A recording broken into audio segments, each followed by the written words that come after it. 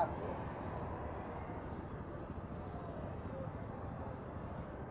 Grazie.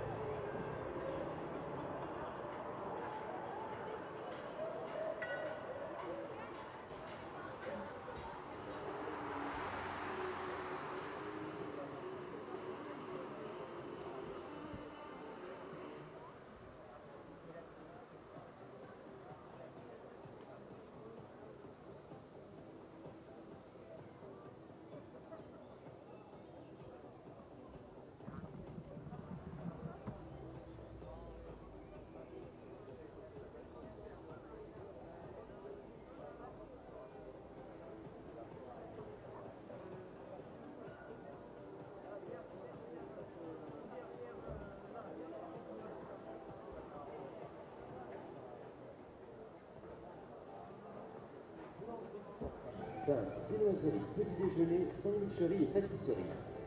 Boulangerie du circuit, 22 avenue Gaston-Lacoste, ouvert exceptionnellement sur toute la durée du Grand Prix, en journée continue dès 6 h du matin et même le dimanche. Profitez-en.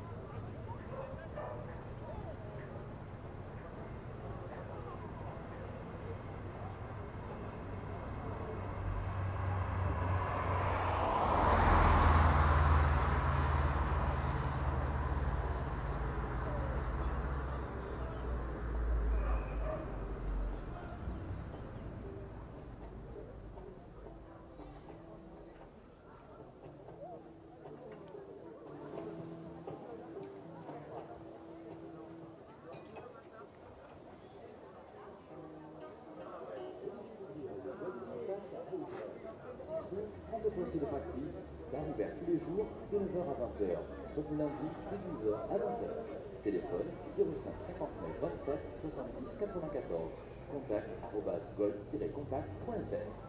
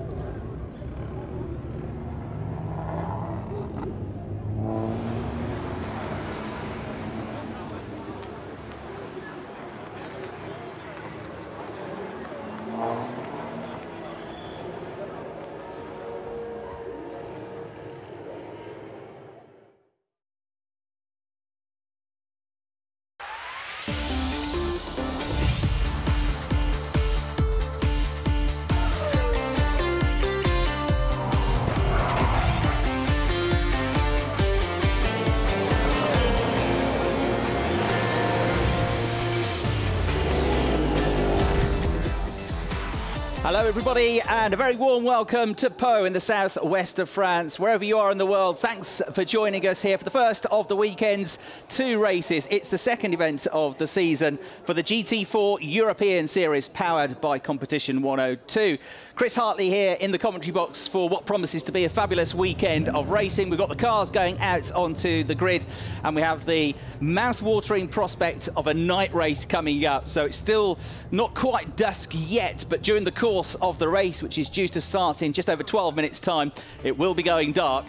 So not only have they got to cope with the first ever visit to Pau, the first street race of the championship since Misano last year, they've also got to try and do it in the dark. So a real challenge. This first race in this Pro-Am championship, it's the amateur drivers that are going to start, which is pretty handy because then the professional drivers in those pro teams, the more experienced drivers, are the ones that are going to be going after the pit stop window and therefore the ones that will have to cope with the very darkest part of the race. There you can see we've got 21 cars lined up, drivers from across Europe and a fantastic machinery on display. We have a pair of Porsches on the front row of the grid. We have several KTM Crossbows, Ginettas. We have BMWs. We have the mighty Chevrolet Camaros, Maseratis. You name it, it is here in this GT4 Championship. It's the second event of the season. We started at Monza, and that gave us two really close races. We're here at Pau, the Grand Prix de Pau weekend. The Formula 3 weekend, first time that the championship has been here. Then we go to Silverstone next month, to Spa in Belgium in July. The penultimate round takes us to the spectacular Hungaro Ring next to the beautiful city of Budapest in Hungary. And then it's to the fantastic circuit, the coastal circuit of Zandvoort in Holland for the season finale in mid-October. So 6 events, 6 different countries. And this is going to be a real highlight of the season. We have some decisions to make in terms of tyres because yesterday, the day before yesterday, most of today, it's been raining very heavily here at Pau.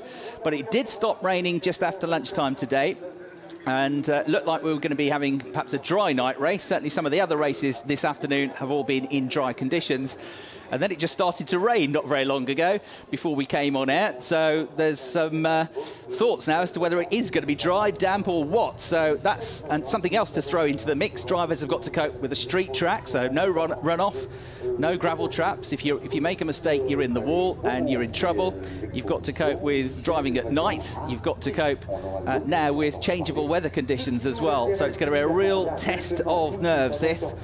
Andreas Patzelt is the driver that has qualified on pole position for this race. It's a qualifying session which was held this morning that's divided into 2 different sections. The first part of qualifying, one driver of the 2 driver teams does. The second part, the other driver contests, and it's the first qualifying session that gives us the grid for this race. And whoever starts this race will then start second in tomorrow's race. So each driver gets a shot at starting a race. Most of them have 2 drivers. You can drive solo. There is only one driver doing that, and that is Luca Anselmi, driver who went very well at Monza to win a race. He was due to be racing with Michael Blanchiment, but Michael has had to drop out for personal reasons. And so Luca Anselmi will be driving the 50-minute plus 1 lap race absolutely solo here.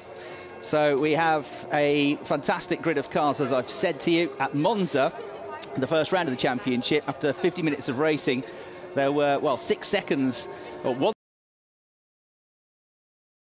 This race was won by Sergio Moto in the Maserati as well. So Maseratis have won both the races at Monza. We have a pair of Ecris M4s which got on the podium in the first race at Monza, and a pair of Chevrolet Camaros got on the podium in the second category. Is made up of driver and 1 amateur driver, and the amateur category is a car which is driven by 2 amateur drivers, or perhaps just 1 in the case of some teams. And they compete for separate points and separate trophies, and there is a mandatory pit stop in the middle of the race. So the duration is 50 minutes plus 1 lap. You have to take your pit stop in a 10-minute pit window, so that opens 20 minutes into the race and closes 30 minutes into the race. So that is when the drivers have to make their driver changes, and there is a minimum time involved in those pit stops as well, which they have to adhere to, and that is 80 seconds in the case of Pau. That varies according to the circuit. Second minimum pit stop. So it's not being yet to Sports Squad. There's only one left though, because the other car, the number 9 car, driven by Ricardo van der Ende and Bernard van Aronia, that I'm afraid is one of the cars that we lost that crashed out in practice. There were 2 of them. The other one was the number 54 KTM Crossbow of Marco Kangas and Doreen Seidel. They both out of the running, and so rather than 23 cars, 21 cars are going to win. Former winner of the Formula Ford Festival back in the day. Won that in 1999. The year after Jenson Button, of course, went on to become Formula 1 World Champion, won it, and started his career in single-seaters. Actually went back to kart racing for a while before picking up a career again in single-seaters and then moving into GTs, having raced in the Dutch GT Championship. Jackie van der Ende, his brother, also a Formula Ford winner. So that's a change of entry. 1 or 2 driver changes from what we saw at Monza. So Maserati's unbeaten so far, but we've got a pair of Porsche Caymans on the front row of the grid. Andreas Patzelt set a time in his qualifying session in the wets, don't forget, of 1 minute 34.459 seconds. Jörg Wiebahn, who was second in the championship in 2014, has qualified second, but half a second slower. So quite a gap between them. And he's also in a Porsche Cayman. We've got Chris Vlok starting the number 64 KTM Crossbow. That is going to be lining up 3rd on the grid. And Eric Cairol is going to be starting the number 30 Ginetta G55, which starts 4th on the grid. That's the car entered by the CMR team. That's the car. This is a street circuit, of course. We do have a casino, though. We do have a beautiful backdrop. There's the car then that starts on pole position. Andreas Patzelt in the Porsche Cayman. Porsche Cayman's coming into the championship this year. Great looking cars, and they deliver a fair old hefty amount of horsepower, those Caymans. 390 brake horsepower, developed by the Pro Sport Performance Squad for GT4 racing. There's another of them. 3.4 litres they can boast, and Jörg Wiebahn, the driver that's going to start this number 18 car, with Peter Terting, who was the former DTM racer back in his youth for a little while. Raced in the World Touring Car Championship for Seat as well. Was a Seat one-make champion. And that's a pretty strong driver pairing. Peter's going to be the driver that starts the race tomorrow. In tomorrow's race, he's going to start 3rd on the grid. So you know by the fact that that car is right up there in both qualifying sessions that they've got a good, equal, strong driver pairing. So will be ones to watch, no doubt. Second row of the grid, we've got Chris Vlok in the KTM Crossbow and Eric Cairol in the Ginetta G55, cars number 64 and 30. Chris Vlok, who was actually born in South Africa, but is a Kiwi, a New Zealander, lives in Christchurch. Back in the day, raced in British Formula 3, was the national class runner-up in 2013. He's also raced Formula 4, Euro Megane Trophy, Suzuki Swift Cup, so quite a diverse career already for him. Rob Severs is the driver that's going to line up 5th in the sole surviving Equus M4, this glorious looking car. And Severs doing a good job in qualifying. He was 2nd in class in the 2014 championship, 2nd in the amateur class in this GT4 European Series in 2013 as well. So a driver with very, very good pedigree at this level. Somebody who's always a front runner. And the number 8 car, I think, is going to be one to watch here. He's got the number 28 of Dietmar Lackinger alongside him. Car number 28, that's the Allied Racing entered BMW. And Kasperlik is going to be the driver that gets in for the 2nd stint. And you can see the beautiful preparation that goes into these cars. Hopefully they all look quite as neat and sparkly at the end of the race as they do now, because around this 2.76 kilometre circuit, you make one mistake on one corner and you'll be in the barriers, and we've seen it in all the races, all the sport races so far this weekend. You can see the crowd looking down upon the circuit because this is a really undulating circuit. Parts of the circuit are down in a valley almost, with the city overlooking it. You have to go down lots of flights of stairs to get down to the paddock, which is actually situated in a park, essentially, next to the railway station. So you get some really good spectator vantage points from up on high. And as I say, if you walk out to the park, 5 or 10 minutes from the city centre, you get a beautiful backdrop and to watch the cars through the second part of the lap, which is all downhill. The first part of the lap, once they come out of the first corner at Le Virage de Gare, which is the station corner because it's right next to the trade station, It's a steep climb up the Avenue de Pyrénées, up to Pont Oscar, which is the left-hander at the top of the hill. Through under the bridge they'd go there, and they continue to climb uphill up to the next corner, and then the second half of that is all downhill and very fast-flowing chicanes. There is Tim Stupler in the third best qualifying KTM crossbow. It's number 24 car, and one of the teams that's been running as part of the Writer Young Stars program. Writer, the very successful German GT team, the Writer Young Stars program they're running this year to encourage young drivers into GT racing from around the world. And the prize for that is a fully funded drive in GT3 next year. And those young stars taking part in that, rather than their race performance, race result, it's their lap times that are looked at for their separate point system.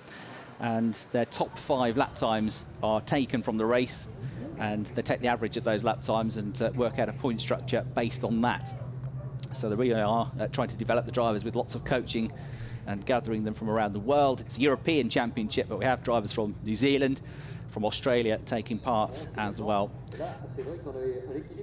So lights coming on. It is going to quickly go dark here in the next probably 15-20 minutes. So, and of course on the television pictures it always looks a little bit lighter than it actually is. And the fact that we've had some dark clouds and a little bit of rain not long before we went on air means it's probably going to go darker quicker than what's normally a very sunny weekend here last year for the Pau Grand Prix. It was absolutely blazing hot for 2/3 of the weekend.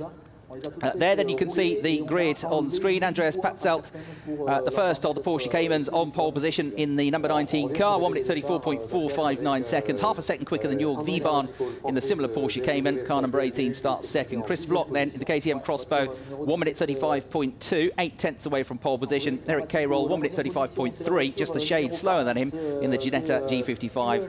Then the third row of the grid, Rob Severs, who we've seen on the grid in the wonderful looking Ecris M4, 1 minute 35.3. He's on a very, very similar pace to the 2 drivers ahead of him.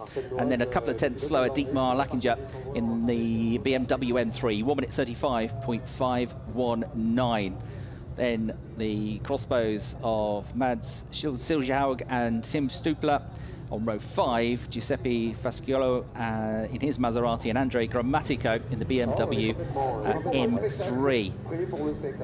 One of the more sort of budget teams, Andrea Grammatico. Lots of big awnings and engineers flying around some of the teams, but Andre's here in a fairly simple awning with a fairly basic setup, but has done very well to qualify 10th on the grid. And with Ricardo van der Ende guest driving in his car, surely he's going to be one to watch here. Andre Grammatico, a BMW dealer and a real enthusiast of motorsport, raced in Formula Ford in the past as well, a French driver, also in the McGann Trophy, in the Suzuki Swift Cup as well, but concentrating these days on GT4 racing. So this is the formation lap for the first race of the weekend. It's the 3rd race of the season, and while it's early days in terms of the championship after the 2 races at Monza, though, it's Luca Anselmi that leads the pro point standings, but he's back in 18th spot on the grid for this one. He's got 33 points along his teammate Giorgio Sermaggiotto, both on 33 points. Ricardo van der Ende on 28 points with Bernard van Oranje after their strong performances in the opening weekend at Monza. So that's the pro standings. Alessandro Foggiani and Patrick Zamparini are the leaders of the amateur class standings. That's the number 77 Maserati, which is going to be lining up 16th on the grid for this one, the red and white machine. There's also a teams championship to consider. It's the V8 Racing International squad that lead that one, who run these pair of Chevrolet Camaros, which are somehow going to have to be tamed around this very tight, twisty road course. The Camaros boast 6.2 litre V8 engines, 426 brake horsepower. There's not a great deal of room for error with those cars around this circuit, and they proved a bit of a handful in the wet. But of course, this track, as you can see, we had a little shower earlier, but it looks like it's still largely dry. The rain stopped almost as quickly as it started around about 25 minutes ago, 25-30 minutes ago. So it does look pretty well dry, probably 1 or 2 damp patches offline. There are parts of the circuit that are covered by trees and don't dry out quite so quickly. There you can see a damp patch offline. So you do have to be very, very careful here. The start is going to be tricky. Rolling start coming up, of course. It's going to be tight and bunched up through that first corner. Have to be a little bit careful, but on the other hand, if you're a bit further back down the grid, the first lap is really the opportunity that you'll have, the best opportunity you'll have to try and make some places up in the race. So the Pro Sport Performance car leading them round on pole position, the more green-looking car, the Cayman, and alongside it, the orange and white livery, the number 18 car of Jörg Wiebahn. Lights ablaze then as we get ready for the third race of the season to get underway. The first race of the weekend here at Pau, and it's a very good start for Jörg Wiebahn from the outside of row 1, who looked like he might just have had the slingshot. Yes, he's got the lead of the race here, straight into first place. He's got past the pole sitter, Andreas Petzold, as the rest of them jostle and weave their way through the Virage de Gare up the Avenue de Pyrénées now, and you can't really see from the TV pictures, but this is a steep climb now up towards the tight 90-degree left-hander. The yellow flags wave because you are not meant to overtake on the first lap until you get to this point of the circuit to try and keep things safe. That's a local rule for all of the races. But once they get past that, now they are free to go racing. Of course, they can't really control what's happening into the first corner. There is the Bruckspeed car, the Porsche, driven by Steve Licorice, the number 40 car, one of the front runners in the amateur class in qualifying earlier on. That started just outside the top 10 in 11th position. The Bruckspeed team based in Eastleigh in Hampshire in the UK, who've got great experience of running Porsches in Porsche Carrera Cup racing in Great Britain, and Steve Licorice, a pretty experienced driver, will start the race for that team. KTM Crossbow of Chris Vlok looked like he had a good start as well, number 64, held position from third place. BMW possibly lost a position also. Rob Severs in the M4, there he is, assuming they come back around. Looks like he's got the Swiss team Maserati breathing down his neck as they come through at the end of the first lap of the race. Yes, the driver comes through in fourth place then is the number 29 machine, which has made up good ground to get up into that position. And the Allied Racing Porsche, that is, that's gained a place. So the top two switched around at the start of the race. They crossed the line 7/10 of a second apart. There go the two Porsches. Then it's Chris Vlok in the first of the Porsches to go through next. And who else made up ground at the start of that race? Looked like there was a pretty decent start for Mads Siljaug from 7th on the grid in the KTM Crossbow. He's gained a place, got himself up into the top 6. One or two others, I think, gaining a place or two. No great dramatic moves forward. Giuseppe Fasciolo in the Maserati, the number 35 car, that has gained a place as well. It's gone from 9th up to 8th position. But only one or two places gained. No big movers or shakers. There's the number 28 car of Dietmar Lackinger, the BMW M3, which is somebody else that gained a place at the start of the race. He's running in 4th position, chasing down Chris Vlok in the KTM Crossbow. They weave their way through the Foch chicane now, dropping down the hill and through the final chicane, and still dropping downhill towards the final corner and to get back onto the start-finish line. So the cars heading over the line once more. The two Porsches fairly inseparable. The gap stayed at just about 7/10 of a second, so no massive differences. No great gains to be made there on that lap, but there's a long way to go, of course, and they're just getting a feel for this because all of their practice has really been in very different conditions. The pole position time, 1 minute 34.459 seconds. And here is the battle for the lead of the race between the two Porsches. I think the gap has started to creep down on this lap. Jörg Wiebahn from 2nd on the grid got the run into the turn at Gare and made the move stick fairly easily, just got a better run off the line. But the two Porsches pulling away, and remember, Andreas Petzold was half a second quicker in qualifying, but being half a second quicker in qualifying and trying to find your way past around the street circuit here at Pau, well, they are two very different prospects indeed. But you can see how quickly these two have pulled away from the KTM Crossbow of Chris Vlok in 3rd position. He started the lap already 2.7 seconds behind them, working their way down the hill. Look at the houses there, driving literally past people's gardens here as you make your way out of the right-hand airfield in Poimereux and through the chicane here, thumping the curbs, which they will have been staying away from a little bit more in the wet conditions. You can see the pedestrian crossings on the streets here. The road surface is going to be uneven, so there's all sorts of things to get used to here, and certainly the wet conditions that we've had for most of the weekend, those painted white lines become very slippy and very treacherous. There is the number 2 Camaro, the V8 Racing team, lead the team's championship at the moment. There is one of their Chevrolet Camaros. Luke Brahms driving that one. Duncan Hausman, a very experienced sports car and GT racer and touring car racer, is going to take over for the second stint. And that car currently stuck in the midfield, running in 14th place. Now, this looks like there might be a move shaping up here. One of the Maseratis to come through. Luca Anselmi, the championship leader, don't forget, starting back in 18th position in the race in the number 90 car. But it's made up a little ground. He's up to 15th place now. And he's trying very hard to chase down the number 14 KTM Crossbow just ahead of him, which is driven by Laura Kreheimer. Through he will go, the Maserati, with plenty of grunt. So a fairly straightforward move. So it's going to be interesting to watch the progress of Luca Anselmi, who should be one of the quicker drivers out there.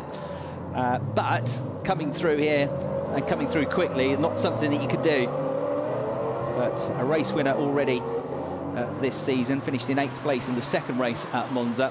And because not too many teams had two very good races, that's just about put him in the championship lead. But he's got to do the whole race on his own now, which on a negative side, it's going to be more tiring for him. But on a positive side, once they get past the pit stops, he's the one driver that's going to be already up to speed, isn't he? He's got to make the pit stop like everybody else, but he's already got a real feel for the circuit, whereas the drivers coming in for the second stint, although they are, certainly in terms of the pro teams, they are very experienced drivers, you would surely think it's going to take them just a little while to get a real feel for the track conditions, because it's very different to what they've experienced so far this weekend. So that is the one advantage of a solo driver. It's already going to be straight on the money once he gets in for the second stint. There's been no change in terms of the top two. They're still inseparable, 0.2 of a second between them. Here's the number 1 V8 Racing Chevrolet Camaro. Marcel Nuren trying to gain a position. It's on the tail of the Swiss team Maserati, the bright yellow car driven by Giuseppe Fasciolo. Looking up the inside here on the curbs. It's a bit slow and tight, and there's a little bit of contact, and the Maserati has to slam on the brakes to avoid contact with the barrier. The car behind them has to just stop to avoid running into both of them, and then I think stalled the engine. So that was all a bit dramatic. It was a move which, well, there wasn't very much room for, to be perfectly honest, but you've got to try these things, haven't you, around a street circuit? And the V8 got through. The Chevrolet of Marcel Nuron was able to gain the place, getting past Fasciolo. The car that was behind them that got stuck, essentially, was the KTM Crossbow of Tim Stupler, number 24, who will be very disgruntled about all of that, because it wasn't really his incident, and he certainly lost time as a result of it. But now we could see the top three absolutely together, because Chris Vlok has been going quickly for the last couple of laps. He's just done a personal best. Most people in the top 10 are doing personal bests as they get the tyres up to temperature, they get a feel for the circuit, and they get into that groove. But the third place car there, the KTM Crossbow, is really flying after these two Porsches. So fantastic start to the race, this nose to tail, and it's going to be nose to tail shortly, because the Kiwi is chasing them down very hard indeed. There are parts of the circuit, though, where the extra power of those Porsches really does stand out, but the benefit for drivers of the various KTM Crossbows that we've got in the race here this weekend are that they are a relatively light car, only weigh 1,000 kilograms and deliver 335 brake horsepower, 2-litre engine, so they're pretty powerful as well. Now, here is the replay of a move, and does it work? Yes, it does. A very good move from number 84, Mads Siljehaug, in the black KTM Crossbow. Up the inside there, and may have been a glancing blow on the way past, but certainly put that one together very nicely and gained another place. So that wasn't it, on Eric Caroll, the number 30 Ginetta, which was just ahead of him at the start of the lap. So he's been making good progress here from 7th position, Mads Siljehaug. And the KTM Crossbows, well suited, it seems, to this circuit, handling really well. Look at this, more drivers itching to get past, but finding little opportunity to do so here. A super quick right-hander through Park Beaumont, then through the Fosse chicane, and you're looking at another driver that should come charging through here. In effect, he would do normally, but it's a street track, so not much room, of course. But Andreas Gilden, the number 11 car, which on the road finished second in the first race at Monza till it picked up that penalty. Here is a replay of another successfully completed overtaking move. That was Luke Brahms in the number 2 Chevrolet Camaro, using all of his 6.2 litres of V8 power to get through. So who said you can't overtake on a street circuit? We've seen 3 or 4 very good moves already, haven't we? And look at this, top 3 absolutely together here, working their way down the hill. And the KTM Crossbow, as I said, certain corners through the tight twisty bits, is very much the match of those 2 Porsche Caymans just ahead of him. It's still the driver that started on the outside of row 1, Jörg Wiebahn, 5th in the championship last year, runner-up the year before, who leads the race. Andreas Patzelt is not too far behind him, though, as you can see, and absolutely itching to get past and get back into pole position in terms of the race, having been half a second quicker than anybody in the qualifying session this morning. It's a very different qualifying session. We're already going about 9 seconds a lap quicker than we were in the wet this morning. But it hasn't taken them long to get up to speed. And again, on that lap, nearly everybody in the top 10 does a personal best, as they're really starting to get into their rhythm now. It's not like we've had a dry week and then just one wet qualifying session. The whole week has been wet largely. So this is their first time to really unleash all the power that they've got in these cars. Porsche 1-2 at the moment. Then the KTM Crossbow is with them in 3rd place. About 4 seconds back then is the M3 of Dieter Lackinger. Here's a replay of that fantastic start. Well, they both got off the line fairly similarly, actually, on the rolling start, but as they went up through the gears, Jörg Wiebahn definitely had the slight better run and was able to squeeze through this kink that they're going to before the very tight right-hander, which is the first corner, essentially, of the lap. Virage de Gare. So there's number 17. That's Andrei Grammatico. Where is he running at the moment? He's doing okay. He's in 8th place. He's gained 2 positions with a very quick driver to get into that car for the 2nd stint. So that's well worth keeping an eye on. BMW's running nose to tail here, because in front of Andrei Grammatico is the number 8 machine driven by Rob Severs. Rob, again, he's coming under attack, but as long as you don't make a mistake and you keep the car on the racing line, it's very hard for anybody to find a way through here. Rob Severs will know this. He, as I say, plenty of experience in the GT4 European Series, which was sort of born out of the Dutch GT4 Championship, which is why there are lots of Dutch drivers within the championship, certainly not exclusively for Dutch drivers. It's a very international field, very experienced drivers out there. But since SRO took it over, Stefan Rattel's company, Stefan Rattel organisation, motorsport specialist and GT specialist, real international flavour. As I say, we've got these 6 fantastic circuits on the calendar in 6 different countries. They get a huge amount of track time during the course of a weekend as well. And so far, we've been treated to some fantastic racing at Monza and some more fantastic racing here. So this is the battle for 7th place overall that you are currently looking at. Thumping over the curbs there is Andrei Grammatico as he tries a different line up ahead of them. Down to 6th place now is the Ginetta G55 of Eric Cairol, which started 4th on the grid. So it's Jörg Wiebahn, number 18, that leads the race in the Pro Sport with Andreas Patzelt. Still only 1.5 tenths of a second between them. The KTM Crossbow, number 64, Chris Vlock, entered by the RYS, the Writer Young Stars Team Internet X. That car is in 3rd place and still with the 2 leaders. 4th place then, Dietmar Lackinger, who started his BMW M3 in 6th position on the grid. Currently running in 5th place, number 84, Mads Siljehaug, who's pulled off some good moves in the KTM Crossbow, the black-coloured car. In 6th place, as I said, is Eric Cairol. He's just ahead of this BMW battle that we're watching for 7th place between number 8, Rob Severs, in the Ecris M4. And now, is that smoke from the car ahead? A lock-up? No, that is damage. She's clattered the barriers there, and the Ecris BMW is off. There was smoke coming from the car ahead as well. And just having to pull out at the last second there to avoid all that was Andrei Grammatico. So this tight battle has put another BMW in strife here, and let's get a replay and you can see exactly what happened there. Yeah, just understeered, and that was a big hit, wasn't it, into the barrier. You see what I mean about the smoke coming from the car ahead, though? And I wonder if some oil has come from that car, that Ginetta, and that was what caused him to slide, because a big cloud of smoke coming from the G55 just ahead, which was the first thing that caught my eye. And the way he slid off, in quite a strange place to go off there, I do wonder if that was part of the problem. I'm sure we'll find out in due course. But the end result, I'm afraid, is that the Ecris team car is out. The Racing Team Holland squad now with 1 car out after practice and another car to fix for tomorrow's race. And that was all very lively for Andrei Grammatico, who was right behind all of that, wasn't he?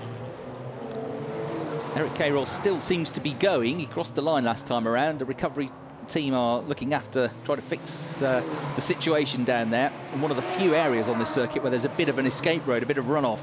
So they will try and get rid of that car out of the way as quickly as they can. Under Pont Oscar, under the bridge they go, still climbing up towards the section of the course. There's Casino coming up. You might not see it from the TV pictures, but it gives us a very Monte Carlo feel to the event here as they continue to climb to the uppermost part of the circuit now. And then it's very fast and furious and flowing from here on in through that very quick right-hander through Park Beaumont, which seems to go on forever, here through the Force Chicane, which has got one or two drivers out in various championships this weekend. Fantastic drop here. I mean, it really does drop and turn. It's like a roller coaster. I've been watching trackside there over the course of the last couple of years. It's a great place to go and watch out of Pau-Moreau and down to the next chicane. And more overtaking. Yes, good move. That's the Maserati of Anselmi, isn't it? I think that's made another place up. And he's getting towards the top 10 now, having started in 18th place. Pulled a couple of good moves off. So just sitting in 12th place now. He is, no, 13th, sorry. His next target is number 2, Luke Brahms, the green and black V8 Racing International Chevrolet Camaro, which he seems to be catching fairly quickly, to be honest. So great to watch the progress of Luca Anselmi. It's been less progress, but still one or two good moves from Andreas Gulden as well, the Nürburgring specialist. Here's a replay of that. Lights ablaze. And that's the Brookspeed Porsche, which is being passed.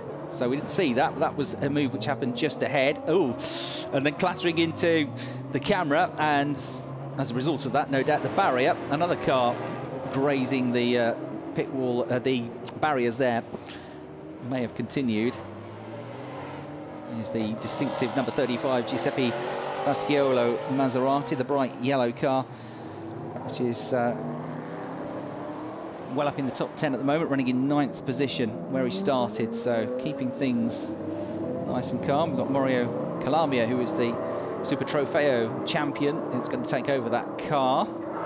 Indicator going. Is that car with a problem? Yes, I'm afraid it does look like. Aston Martin is struggling a bit here, letting people pass. Or was he just getting out of the way? Possibly. It was a car of Albert Blom, which is car number 7, the Aston Martin, the street art racing car, which is this very distinctive, groovy livery on it. Started towards the back of the field, trying to stay out of everybody's way here. You can see now how it's starting very quickly to get dark, can't you, the last couple of laps?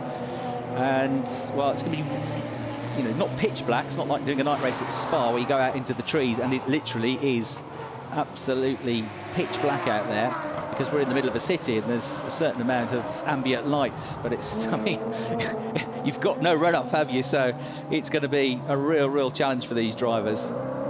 They will be sleeping well tonight, because the amount of concentration this is going to take from the drivers, and every turn of the wheel, every time you change gear, every time you try and pick a braking point, it's going to be so hard. And for the drivers who've got somebody right behind them as well, like our race leader, Jörg Wiebon, you've also got the lights dazzling in the mirrors. Oh dear, that is into the barriers, I'm afraid, for Luke Brahms in the number 2 V8 car, but the Chevrolet Camaro, who almost blocks the entire road where he selects reverse gear, will carry on, I think. Let's have a look. Now, yeah, under braking, just snapped away from him. It's a big, strong car, that, though. The barrier probably came off worst. And, of course, that means another place gain for Luca Anselmi, who was just behind him. So from 18th, that will now put the championship leader up to 11th place. Driving really well, isn't he?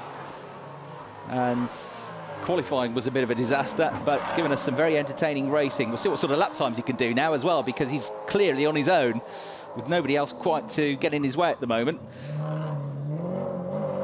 So his best lap time is some way away at the moment from the overall race leaders, but of course he hasn't really had a clear lap, has he? I'm sure he'll be perhaps one of the drivers to gun for the fastest lap now. Here's our battle for the lead of the race then. The top 2 Porsches, the KTM Crossbow in 3rd place. He's just fallen away a little bit now, Chris Flock, but he is 4.5 seconds clear of Dieter Lackinger in the number 28 BMW M3, which still runs in 4th place. Still running in 5th place, number 84, Mads Siljaug in the KTM Crossbow, and still running in 6th place, despite the smoke that we saw coming. Eric K. Roll, it could have been, I suppose, a big lock-up, but it didn't look like it. Anyway, the car is still seemingly fine and running along pretty nicely. Somebody else that's made up a reasonable amount of ground in this race is, well, that car right in queue, one of the number 2 the number 2 Luke Brahms driven car, which has been gaining ground up until it thudded the barriers, but now blue flag's wave, he has to get out of the way because of course it's carrying the damage and throwing bits of bodywork onto the track as well by the looks of things. So down through the chicane, the leaders will come by, and Marcel Nuren in the other Camaro, I was about to say, has gained a decent amount of places. He's gone from 12th up to 8th place. So one Camaro in the barrier, the other Camaro going well, running 4 places higher than where it started the race. Now, windscreen wipers are coming on with the light that we've got, and on the monitors it's pretty hard to make out whether or not it's raining out there, but it seems it probably is because everybody's lap times have gone off, windscreen wipers have come on, and people are decidedly twitchier than they were a few minutes ago here. So we are getting into the pit window now as well, aren't we, with it to come between 20 and 30 minutes. So that's just opened about 40-45 seconds ago. And look at the Porsche twitching. Limping back into the pits is Luke Brahms, the man from Rotterdam, the amateur champion of 2013 in the Dutch GT4 Championship. That right now you can see how heavy the rain is as it gets shone up by the headlights of the Camaro, and it looked fairly heavy, not massively heavy, but heavy enough to cause some dramas. Those cars running around on slick tyres, any kind of rain, it's going to spell disaster. So you've really got to be careful now, and the lap times have significantly dropped, as you would expect. And some drivers seem braver than others. Look at the number 84 car, Mads Siljehaug, is just charging his way through and continuing a good pace here. And wonder if he can close the gap to the BMW ahead. 007 of Albert Bloem comes in, and 80-second minimum pit stop time. So it's going to be a real flurry of pit activity now. Jérôme Demey is the driver that's going to get in, the French driver, born actually in Tunisia. GT4 AM champion of 2 years ago in this European GT4 Championship. So a very quick driver to get into the car, and perhaps one that we might see coming up through the order as the race goes on. Where did he qualify? He was a little bit further back yesterday in the rain as well, but certainly an experienced driver. There's number 11, Andres Goulden. Now that's a team with 2 very good drivers. As I say, they've qualified out of position. They're classed as an amateur team, but both drivers are well experienced from the Nürburgring, Nordschleife region. We've got Hendrik still to get into that car as well. The Sin car, developed in Bulgaria, part built in the UK. There is the number 11 machine, which started to pick up 1 or 2 more places now as others drop out. So it's up to 15th position from 21st from the very back of the grid. Aston Martin goes out. So it didn't have a problem earlier. He was just getting off the throttle and staying out of people's way as he got lapped by the race leaders. Camaro comes back out as well, with now Duncan Houseman at the wheel, with a bit of work to do here because he's going to rejoin in 19th position. So those are the first 2 to make their pit stops and rejoining the race now. It's going to be a real flurry of activity. We've only got 6.25 minutes before the pit window now closes. I suppose you want to kind of leave it as long as you can to just make sure what you're going to do with the tyres here. That's the 4th place car coming in, Dietmar Lackinger in his BMW M3, brings it in nice and smoothly. He's going to hand that one over, the Allied racing car, to Jan Kasperlik. Kasperlik will take over the wheel. And we've also got the flying Mads Siljehaug coming in. He's done a good job in that. Picked up a couple of places. Rain's easing though, isn't it? I think. It's hard to make out exactly, but it looks like it's easing slightly. So the first of our front runners to come in is Mads Siljehaug. Number 14, KTM, has made it stop as well. Laura Krayheimer was behind the wheel for the first stint. The Austrian, who actually lives in Germany, was the KTM Crossbow Battle champion of 2014-15, and after a pretty solid stint, she's going to hand over to Jamie Vandenbalk. Those 2 were, every time I walk past them today, practicing their driver changes, so I'm expecting that they had a good stop there because they certainly had plenty of practice at it. And it's the Belgian driver, Jamie Vandenbalk, that gets in now into that car. Number 16. sorry, number 14 machine. Now, of course, drivers are different heights as well, so seat adjustments required. There is number 34, another of the Wrighty Young Stars team cars, the Team Kiska car. Caitlin Wood's behind the wheel for the first stint. Had a chat with Caitlin in the paddock earlier. She's only 19, has a Formula Ford racing background, and got the opportunity to come on the Young Stars programme, and is looking to move out to Germany. She's going to miss the next round at Silverstone, but she'll be back for Spa. And yeah, saying it's not been great so far this weekend. She only actually had managed 12 laps of practice, which has kind of put her on the back foot. The weather's not been helping, and it's been hard for her to get to grips with the car around the street circuit. However, she does say it pretty much handles like a single-seater, like a Formula Ford car. A bit heavier, but handles really well. Enjoying driving the KTM Crossbow. And there is another of them, number 74, and Ratta behind the wheel for the first stint of that car, who's by profession a farmer and a veterinarian, but also a pretty quick racing driver. And Ratta, the Norwegian, who raced to third place in the Norwegian GT Championship. Tim Stupert car, which had its moment earlier on, but still going. Look at how twitchy the cars now become. The one good thing is that at least I've had plenty of running in the wet conditions. I actually said that to Caitlin Wood. Would you prefer it to be dry or wet? She said, well, actually, probably wet, because I've got no idea what the braking points are and where I should be turning in dry conditions. At least I know kind of what I'm doing in the wet. But there is always a bit of treachery there. Getting to the finish is going to be one thing. Now, so tyre change going on here. Wet tyres going on to the 64 car, which has popped in from third place, of course. Chris Vlok is going to hand over to Emmanuel Vinca. And because they are changing tyres, they have to do a 115-second pit stop, just shy of 2 minutes, rather than the 80 seconds that you have to do if you're not changing tyres. So this is perhaps part of the reason why teams have been staying out, just to gauge whether this is a passing shower or it's going to be properly wet, and they will need to make the longer pit stop and put the wet tyres on. I think the answer is resoundingly, you need to put wet tyres on, because it looks like it's not going anywhere this rain. So Steve Licorice is going to hand over to Graham Mundy. Steve was the Pro-Am 2 champion a couple of years ago in the Porsche Carrera Cup GB. Handing over to Graham Mundy, his teammate, also from the UK, who's also had plenty of experience racing in the Porsche Carrera Cup GB. Has done some Porsche Super Cup outings as well. And that team trying to get themselves on the podium in terms of the amateur class here, if they possibly can. The bulk of the field are pro drivers, but the number 7, Aston Martin, and classed as an amateur team. The number 17 team, well, was classed as amateur, but with Ricardo van der Ende in now, which will be falling into the pro category, one suspects. And the Allied Racing BMW, which is leading the amateur category at the moment. Certainly before the pit stops it was, because it was running in 4th place, the Allied car, with Dieter Lackinger, one of the first of the front runners to come in, and see handing over the reins to Jan Kasperlik. So the order will get slightly mixed up now, while some have made their pit stops and some haven't. But getting towards the end of the pit stops now, one of our Caymans comes in, and it is the race leader. So Jorg Wiebahn coming into the pits from the race lead here. And the team has got to get this absolutely right, because Andres Patzelt and the sister team were, of course, right behind before the pit stops happened. A tap on the shoulder there from his teammates. Getting into the car is going to be Nicola Moller-Madsen, a change to the lineup from Monza. Nicola Moller-Madsen, a very tall Danish driver who's raced in the Sirocco R Cup in Germany, and more recently last year in the Audi TT Cup, in which he was a race winner and a front runner.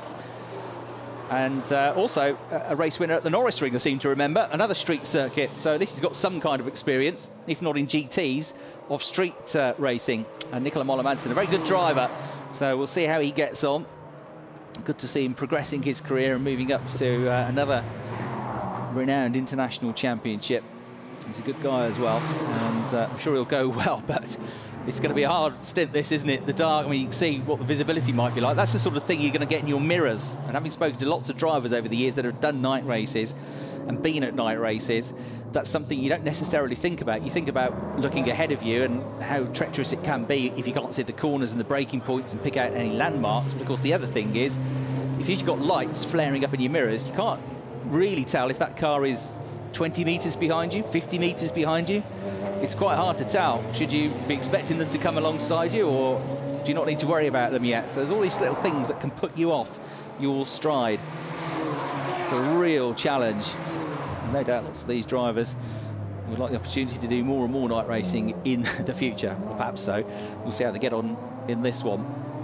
So the race, or former race leader, having made it stop, Jörg Wiebahn handing the car over to his teammate Peter Terting, getting into that one rather than the number 19 car of Andres Patzelt is the one that's going to hand over to Nicola Moller-Madsen, the Danish driver. And Dieter Lackinger's started that number 28 car, which has either been in twice or been in for a very long time, I think. We'll see where that comes back out. Jan Kasperlik to get into that one, but I'm sure I saw that car coming in a while ago. I wonder if that's made a second stop. Could be. We didn't see the pit stop itself. It could be that they... Oh, there's a moment. It's the 77 car, the Valour Corsa, entered Maserati, which has had a spin and had to wait for them to come through before it rejoins. And what happened here? Trying to stay out wide. Actually got tagged there by the number 34 Team Kiska car, which, if it's made it stop, will now have a, not Caitlin Wood behind the wheel, but Marco Ellis Cangas. And tried to stay out of each other's way, but ultimately tangling and a slight tap in these conditions, and you are going to be spun around. So 8th place now for the number 64 KTM Crossbow, which was started by Chris Flock. Is now being driven by Emmanuel Vinca. And we'll see where this one filters out. It wasn't very far behind the Porsches, so they've had a decent stop, a good in-lap, a good few out-laps. They could be going well. Good time to come in, I suppose, having had its tag at its semi-spin. The number 77 Valour Corsa entered Maserati Trofeo car comes into the pits to make its driver change. Alessandro Foggiani is going to hand over to Patrick Zamparini for that one. Two of the front runners in the amateur class. 430 brake horsepower Maserati, which sounds beautiful, the V8, when it comes past. So for the time being, with the 19 car, Moller-Madsen having made its driver change, the 18 car now driven by Peter Terting having made its stop. And it looks as though the one that's come through first on the timing screen is the Peter Terting car, number 18. So it's held effectively its lead. They're second and third at the moment. And on track, it's the number 30 Eric K-Roll Ginetta G55 that leads, but that has got to make its... will have made it stop now. It's the pit out. So I think the timing screen shows him as the leader because he's crossed the line as he came into the pits, the timing beam. We'll have to wait and see when they come back around. He's not going to be in the lead. That car is going to be down in 5th or 6th. It still should be the two Porsches battling away. Now, number 17. Everybody should have made their stop now. So Andre Grammatico has been replaced in that number 17 BMW. Well, Ricardo van der Ende has been used to driving the M4 this year so far, but will be more than capable of getting to grips with that car. And I think we'll want to watch here. So, coming through, Peter Terting shown, yes, as the race leader in the 18 car, so it has held the lead. And Andreas Patzelt in the other Porsche came, the car which started on pole position, was right behind him before the pit stops. He's handed over to Nicola Moller-Madsen. The number 19 car is still behind. It's still in 2nd place, but the gap has grown. It grew a little bit just before the pit stops, but it's now 9 seconds. The 3rd place car is still being shown as number 30, the Ginetta G55, the CMR entered car, which will have Didier Moreau now behind the wheel, taking over from Eric K-Roll. That was really the last of the front runners to pit, and that looks like it's gained 2 or 3 positions, gained 3 positions from 6th place before the pit stops. It now is running in 3rd position, and also gaining in that pit stops. One of the early stoppers was the 84 KTM Crossbow, as they get through the traffic as quickly as they can. Traffic doing its best to stay out of the way here. That's another issue for some of the drivers, isn't it? You've got lights behind you. Is that somebody you're supposed to be battling, or is it a quick front runner coming through that you're supposed to be staying out of the way of? And that's another complication for the drivers that we won't necessarily think of. More rain coming down, more windscreen wipers on. Ricardo van der Ende, ex-Formula Ford Festival winner, amongst other things, behind the wheel of that car. His own car having been well, not completely destroyed, but certainly out of action for the weekend. Had a look at it, still in the pits, and quite a heavy damage to the right rear corner of that car. So anyway, he's been switched. He's in a very capable car, the BMW M3, and there he is, number 17, and running in 7th place. Andre Grammatico did a very good first stint, didn't he, to keep him in the mix, keep him in the top 8, and Van der Ende should be very quick in that car. So let me give you the running order. You can see the display on the bottom of the screen, but now that the pit stops have settled, it is Peter Terzinger that leads the race, the car which started second on the grid. Number 18, the Porsche Cayman, is 5.5 seconds clear. The gap is coming down. Nicola Moller-Madsen, I did tell you he was quick, didn't I? He's really flying after the race leader. It was 9 seconds. It's now 5.5 seconds. So the two Porsche Caymans are going to be together again soon. There is the more green-coloured car, which is the one chasing down Nicola Moller-Madsen, working his way very well through the traffic there. The one that gained the most, those 3 places in the pit stops, Eric Cairol and the Ginetta G55, the white car, number 30, that runs in 3rd place. Number 84, now driven by Maciej Drzeca, taking over from Mads Siljehaug. That car was in 5th place, it's now 4th. And yes, it's got ahead of the BMW M3, number 28, which was started by Dietmar Lackinger, and the Allied racing car now driven by Jan Kasperlik. So it did have a longer pit stop than they would have liked, and dropped from 4th to 5th as a result of that. And running in 6th place, the first of the Chevrolet Camaros, which is now Donald Molinar, that's taken over from Marcel Neuron. So the V8 racing entered car is going well. Where did it start? 12th, and it's now up to 6th place. 7th place, number 17. You've seen him in action, Ricardo van der Ende in the BMW. In 8th place, we've got number 24, KTM Crossbow, which was started by Tim Stupler and is now being driven by Leonard Marianiec. 9th place, down to 9th place, number 64. Now that is Emmanuel Vinca, not clearly going as quickly as Chris Vlock was, but that car was running 3rd at the start of the race before the pit stops. It's now down to 9th position. And 10th from the very back of the grid, Luca Anselmi, the championship leader, and number 44 down the escape road at the first corner. We'll try and reverse around now, and that's Thomas Krebs. So Rebecca Jackson, the British driver, started the race. Thomas Krebs, the Austrian driver, has taken over. Saw endless cars just outbraking themselves in the practice and qualifying sessions in various categories, and using the escape roads at that part of the course. The right-hander at Viragegar. Pit stop time investigations for 2 cars. Now, one of them is the one that I said has really sort of shot up the order. Number 1, the Chevrolet Camaro, and the other one was 77, which is the car which has already been in strife on the track and had a nerve. That's the Zamparini Fogliani car, the Maserati. So no penalties yet, but those 2 cars under investigation. And it's worth keeping an eye on that.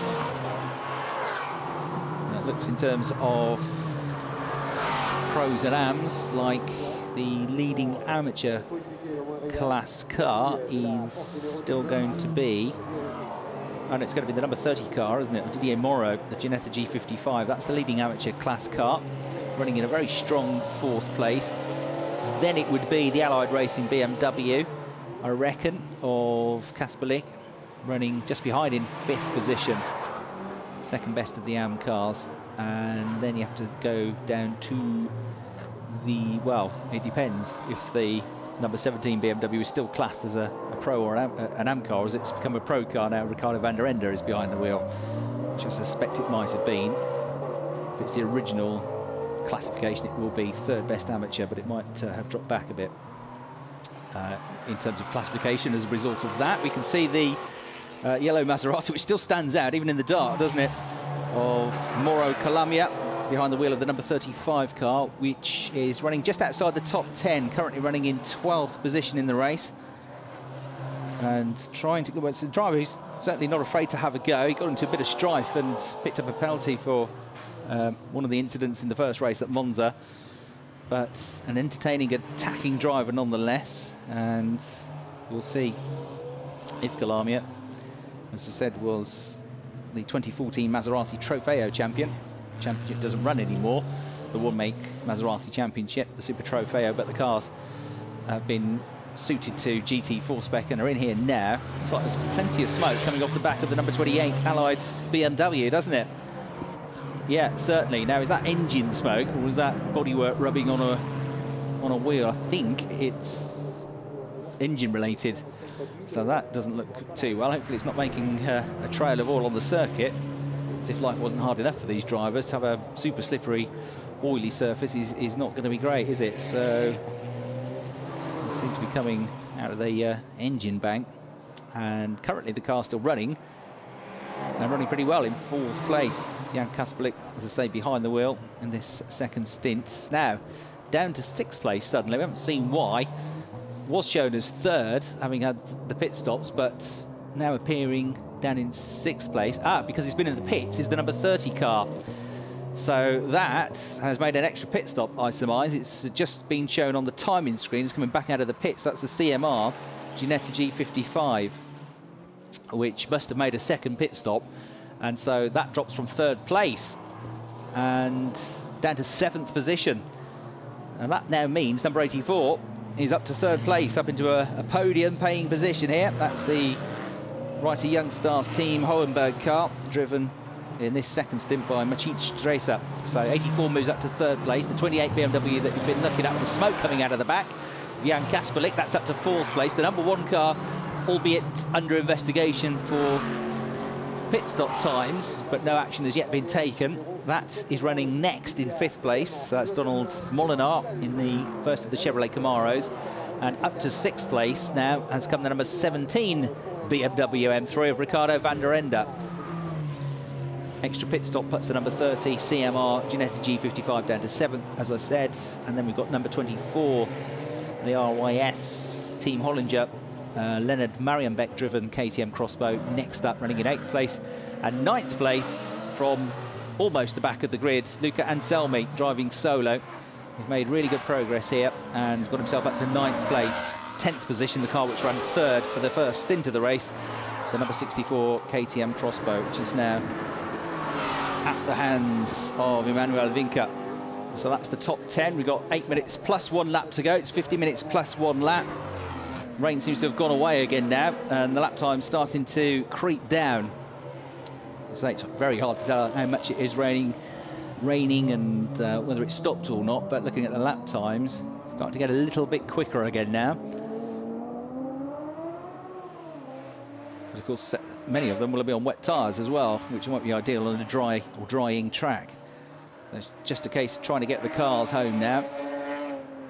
But the gap from 1st to 2nd has started to grow again. Once, at one point, through the traffic, certainly, Nicola Moller-Manson in the number 19 Porsche came and was really closing down, really hounding down the race leader. He got the gap down from 9 seconds to just over 5 seconds, but it's crept out to just over 6 seconds over the last couple of laps. So looking good here for a victory, a first victory of the season for Jörg Wiebahn and the driver that's now behind the wheel of that number 18 car, Peter Terting.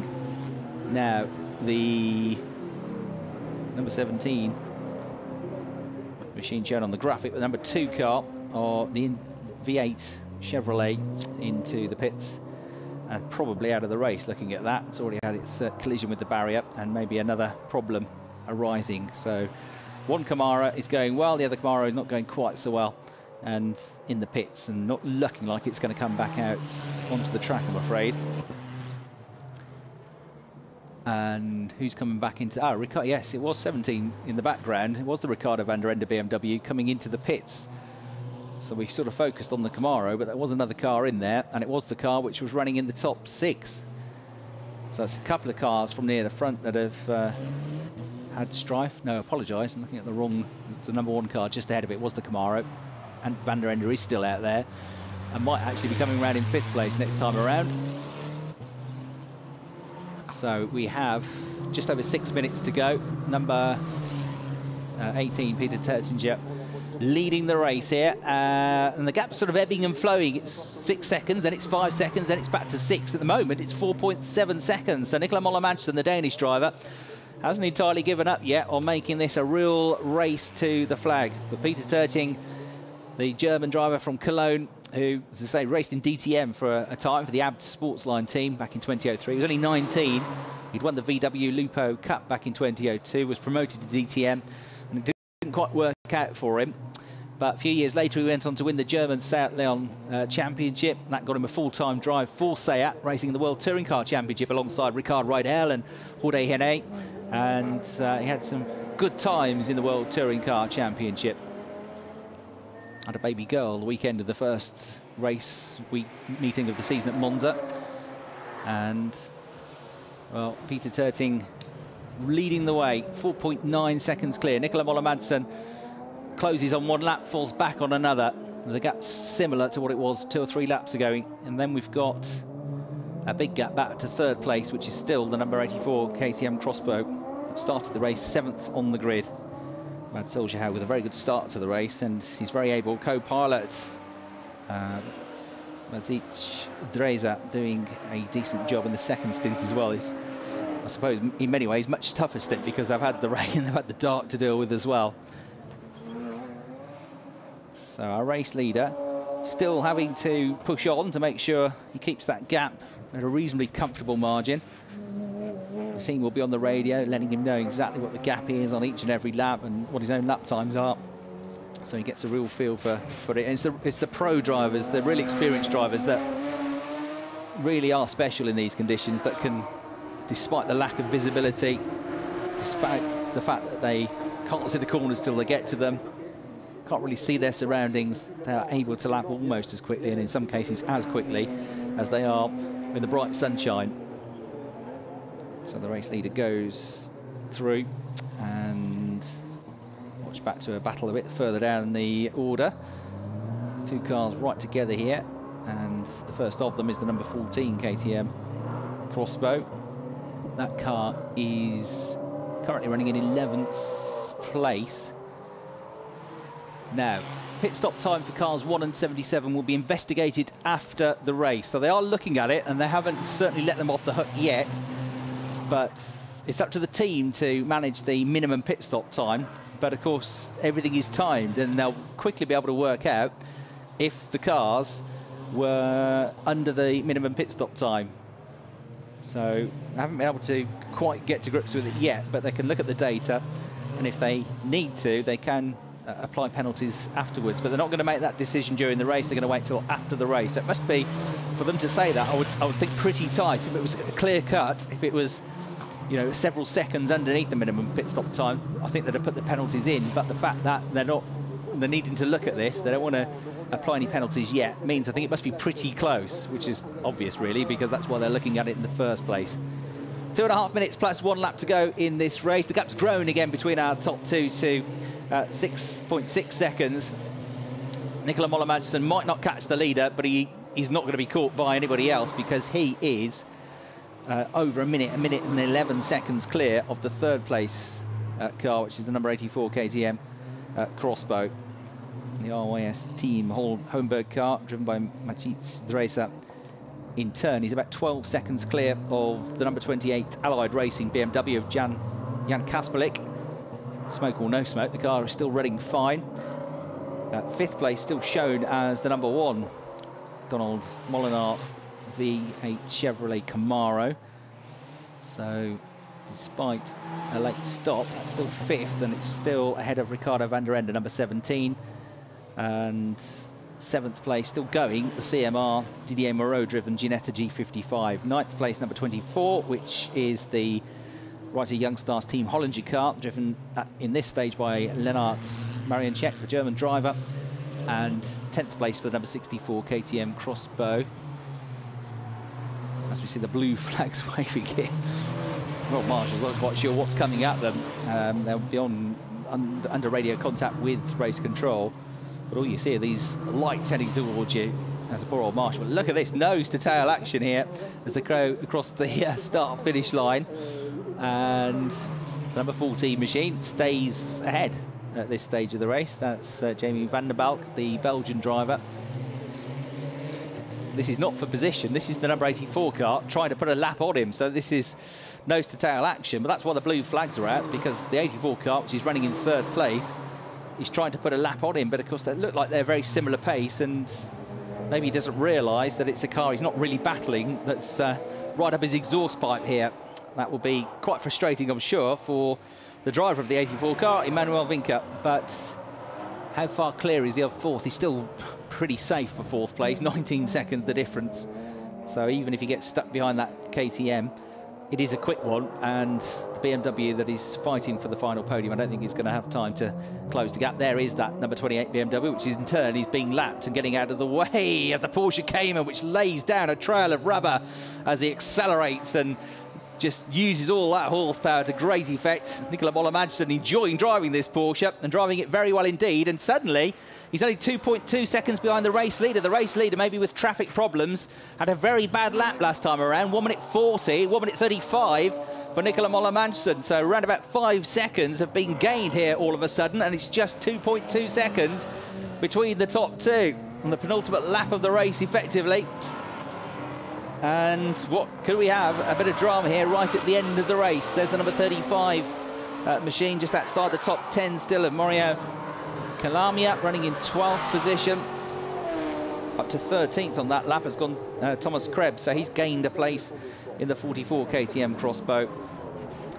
So we'll keep an eye to the gap between the top two. Peter Terting, the very experienced German driver, being chased down by Nicola Moller-Madsen. He's less experienced in GT-type cars, but really has given him a run for his money. The gap's grown slightly on that lap to 3.8 seconds. And I think it probably was traffic, because back on the pace is Peter Terting now. And Peter, who had a 1 minute 40 last time around, has done a 1 minute 29 this time around. So the car seems to be fine. I think he probably just got stuck in the traffic. There he is, the race leader, number 18. Peter Terting heading up the hill. There then is Nicola Moller-Madsen. You can see how close it is. And, well, it's going to be a third race on the bounce where we've had a very close finish this. The last lap, though, and the odds certainly are stacked well in favour of Peter Terting. Even if he gets stuck behind some more back markers, how is Nicola Moller-Madsen going to find a way through? But Moller-Madsen should be very pleased with the way he's driven this car. He certainly made a name for himself in tin top racing in the Sirocco World Cup and Audi TTs, and seems more than capable of driving these cars. He's a bit of a street specialist, as I said, with his success at the Norris Ring, but it's going to be second place because Peter Terting is going to get a first win of the season for a Porsche. The Porsche Cayman is almost home and dry now. The checkered flag awaits. There it is, and it's a win for Peter Terting, who takes the car home.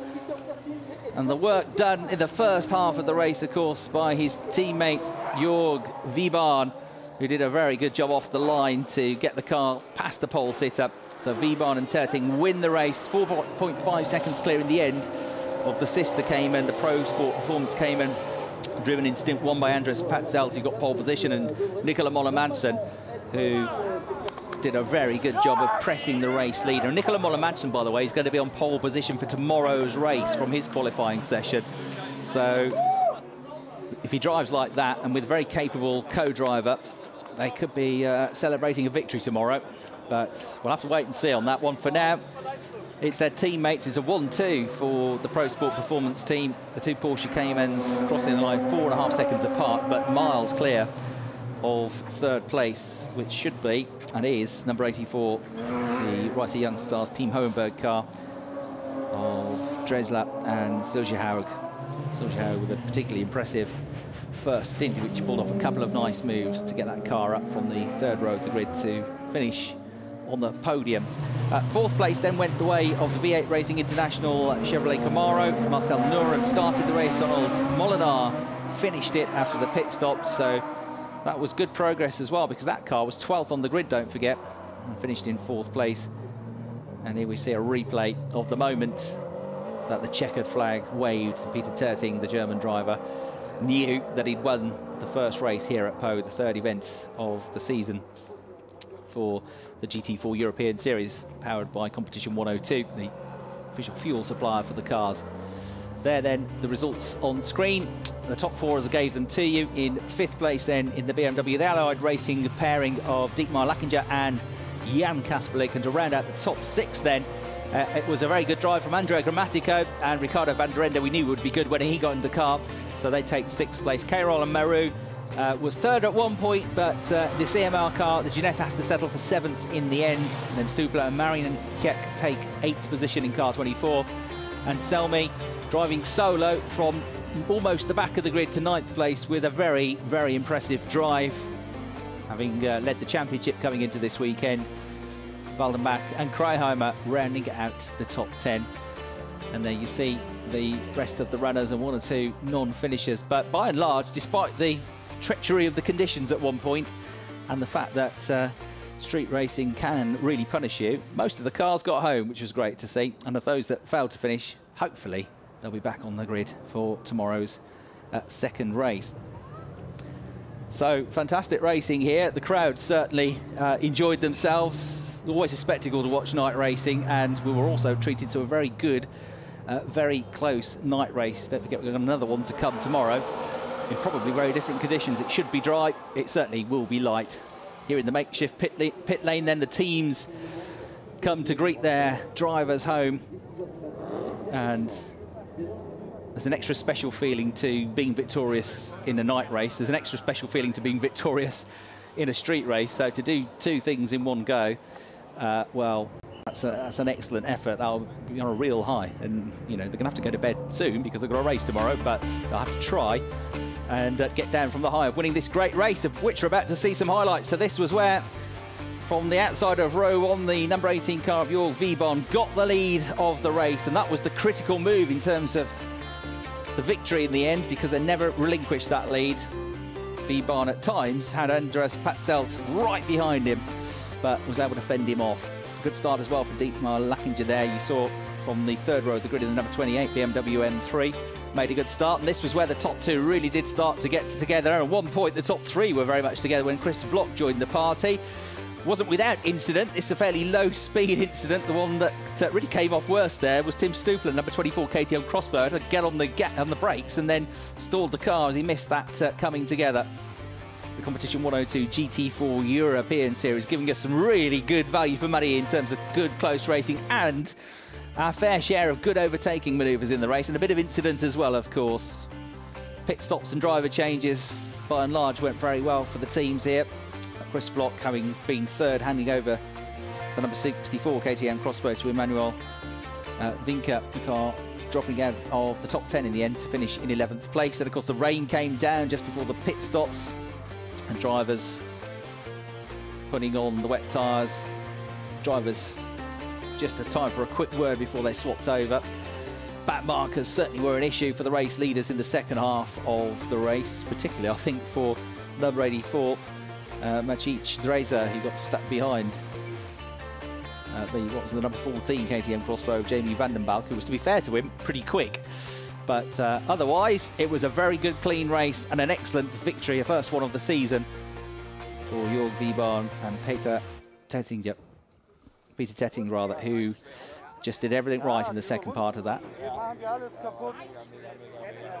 So 2 very happy drivers, as you can well imagine, here at Pau. They're delighted, and so they should be. A great drive, a great race to watch as well.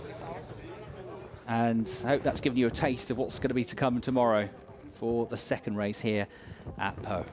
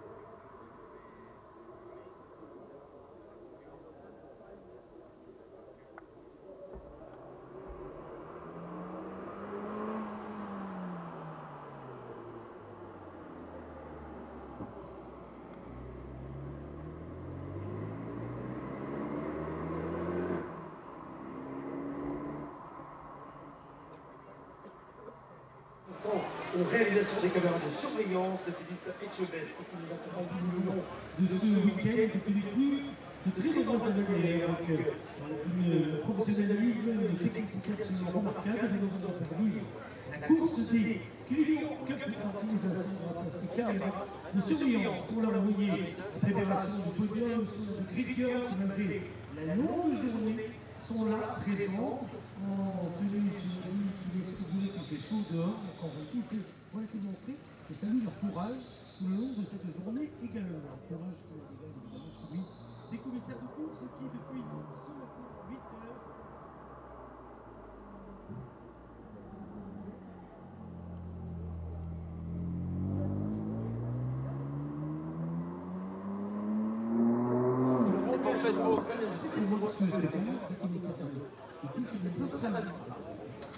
Spécialement pour il y avait très chaud en Australie, on un petit peu de frais.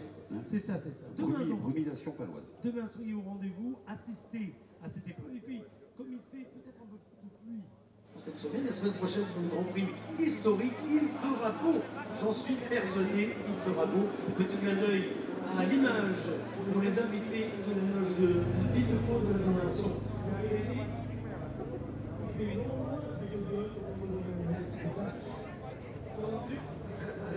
À l'image pour le podium prochain, Jacques Sabatier, si vous nous entendez, qui devrait démarrer, j'imagine.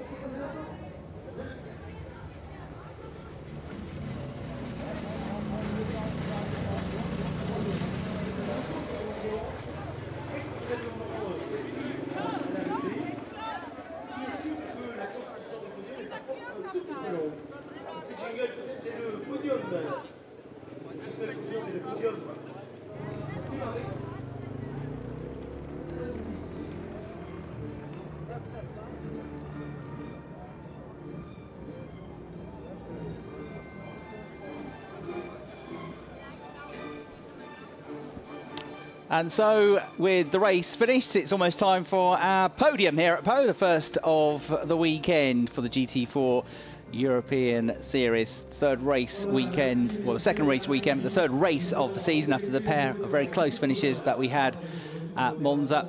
And you can see the podium being ready. Drivers will be there soon. And there is a replay of the moment that the Porsche Cayman crossed the finish line, just 4.5 seconds clear in the end of the sister Pro Sport performance car. But it was Peter Terting and his teammate Jörg Vierbahn that won the race, but not by very much in the end, after a very spirited drive by Nicola Moller-Madsen in the Pro Sport performance car.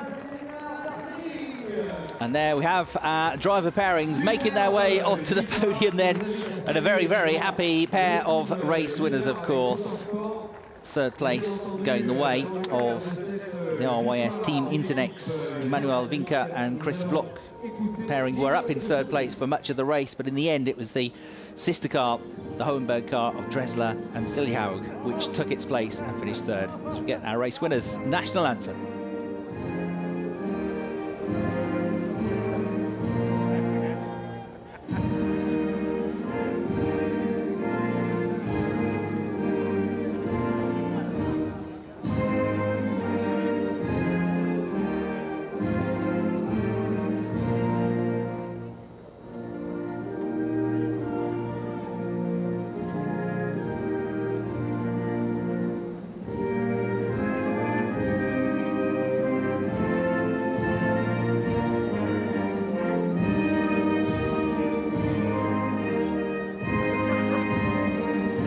Merci beaucoup à la régie, bravo mesdames et messieurs.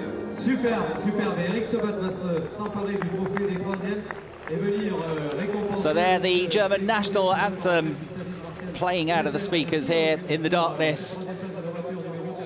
I'll have time to show you this first podium, the overall top three, and the pro podium, of course, before we wrap up our coverage. But we will have the second race for you coming up tomorrow, the fourth round of the GT4 European Series, supported by 102 Competition. And it's time for the champagne to be opened once the formal pleasantries are done with, but a very, very, very good drive and good race that between the Porsche Caymans in particular, and an excellent place in which to get your first win of the season for Peter Terting, who drove the back half of the race, and Jörg Vierbahn, who got that car into the lead in the first race. So there on the top step of the podium, Nicola Moller-Madsen and his teammate Andreas Patzelt just alongside them. And then the first of the KTM crossbows, as said, for much of the race, it looked like it might be going the way of Chris Vock and his team. But in the end, coming through after a really good start to the race from Mans Siljehaug, ably finished off by Matthijs Dresler. It was the 84 car which came home to take third spot overall. And now, the winning team up there as well. It'll be time for the champagne spray anytime. You can see the drivers are itching to go. Look, the bottle has already been shaken. And it's champagne time here at Pau. And, well, they can't quite have a party tonight because they've got another race to come tomorrow, but they will enjoy this. And as you can see, they are enjoying it. Some dry cleaning to do tonight for the race suits with sticky champagne, but great relationship between the two drivers. And that does wrap up our coverage then here from Pau. Hope you enjoyed it from me, Chris Hartley, and the team. Thanks for watching. We'll be back with you tomorrow for race 2.